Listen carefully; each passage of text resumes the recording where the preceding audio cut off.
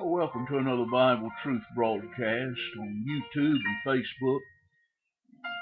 It's a joy to have you here on the broadcast. I'm Evangelist Tom Gillum.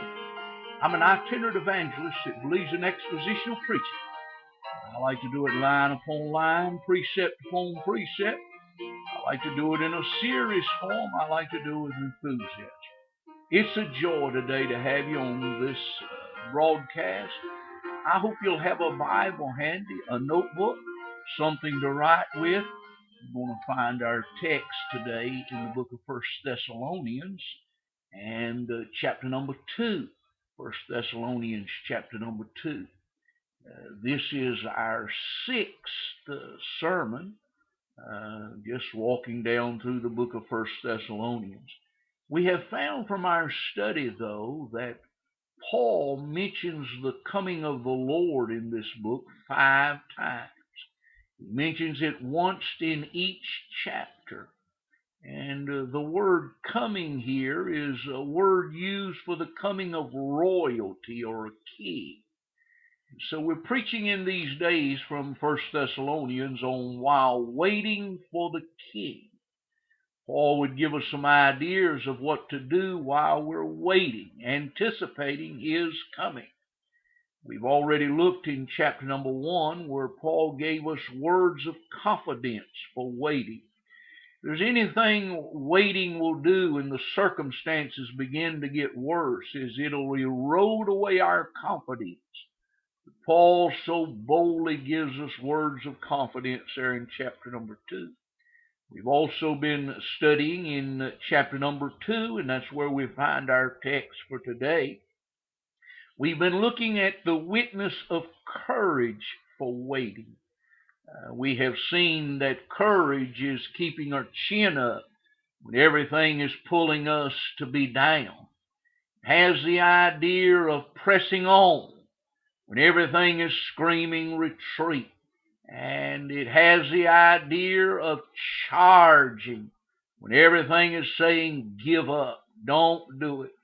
And we have already looked in our text in chapter 2 and verses 1 and 2, 14 through 16, at courage in trouble. And then we also drew our attention to verses 9 and 10, 17 and 18, at the courage through travail. Now today I want to turn our attention to verses 5 through 8. And I want to bring some thoughts today on courage for testimony. Paul has this to say, chapter 2, verse 5, "For neither at any time use we flattering words, as you know, nor a cloak of covetousness, God is witness, nor of men sought we glory, neither of you, nor yet of others, when we might have been burdensome as the apostles of Christ.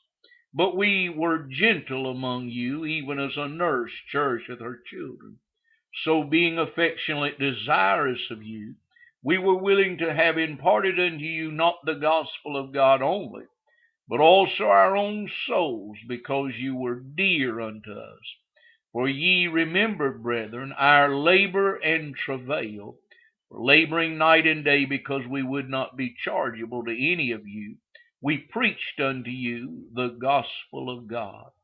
Now today I want us to see the courage for testimony. If there's anything that will bolster our courage while we're waiting for the king, it is to tell the old story to someone else.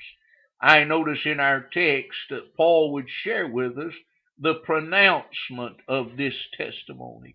He said in verse number 4, he said, "But as we were allowed of God to be entrusted with the gospel." Paul said that God counted me worthy in trusting me. That little word entrust has the idea of giving over a great treasure to another. I tell you today, my friend, if you and I have been born from above, God has entrusted us, He has placed to us a very valuable possession in the gospel. And Paul said in pronouncement of this testimony, he said in verse number 5, for neither at any time we used flattering words. We're living in a day and age where people think that the gospel power is in their presentation of it. It is in their ability to, could I use for no better illustration, like a car salesman, trying to get you to make a decision, trying to get you to close the deal. I assure you today, that's not where the gospel power is. Paul said, I didn't come with flattering words. That little phrase has the idea of words that men resort to in order to please other people. And the little word flattery has the idea of something you would say to their face, but you would never say behind their back. He also says in our text that he says in verse 5, he says, I did not come with a cloak of covetousness, a disguise that would bring me gain. I'm amazed today at people. They don't want to be up front with what they believe. They don't want to tell people they're Baptists. We'll sneak it in later. And I remember years ago, I was an associate pastor at a church, and I was doing the bus ministry, and the preacher said, if you're out knocking on doors and a black person comes to the door, he said, just ask for yourself. And that's a cloak of covetousness. That's a lie. That's a disguise. Let me assure you today, that does not give the gospel any power. Paul says in this pronouncement of the testimony in verse number 5 here, he says, as you know, as a cloak of covetousness. He says in verse number 3, for our exhortation was not of deceit. He says it was not trying to deceive you in any way. I'm telling you today, we don't have to candy coat the gospel. We don't have to make a gospel sandwich and hide it in the middle. Oh, no. The gospel is powerful today. I am reminded of what Paul said in Romans. He said, for the gospel, not our presentation of just the gospel, the death, the burial, the resurrection, the ascension, and soon coming of the Lord. He said it is the power of God unto salvation. That little word power is not just the little word dynamo. We get our word for dynamite, but it is the explosion box.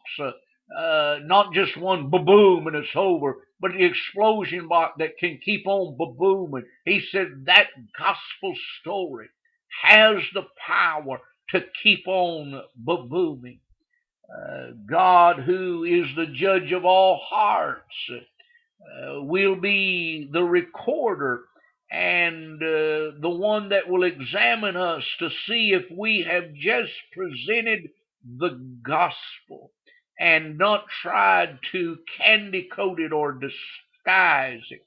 I'm telling you, in this day of waiting for the King, may we present the testimony of the gospel with courage, with the assurance that that story alone can change the vilest of sinners today. Paul says in verse number 6, he said, nor of men sought we glory.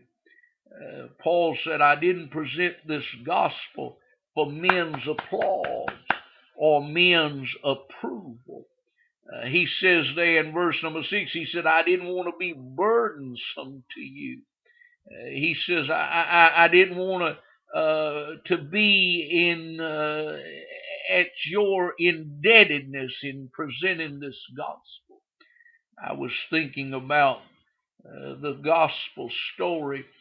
I read a article not long ago about a great preacher that's living today. He has a very large church. the D.C. area. And he said several years ago, he said, I realized that I had the ability, the power to manipulate people, to get them to do things with my words. And he said, I decided to write all of my sermons out in manuscript and just to read them rather than it would be my appeal. So many of us think if we're loud or if we do all kind of addicts. I've been guilty of it myself. It does not give the gospel power, Paul said. He said that simple story alone has all the power there is. I remember years ago I was drying my hair after a meeting. I had been sweating, and the preacher said if he was like them Old Testament priests, he said they just depended upon the word. He said they never got sweaty when they did their work. Oh, if we could learn that today, that the power is not in our presentation of it.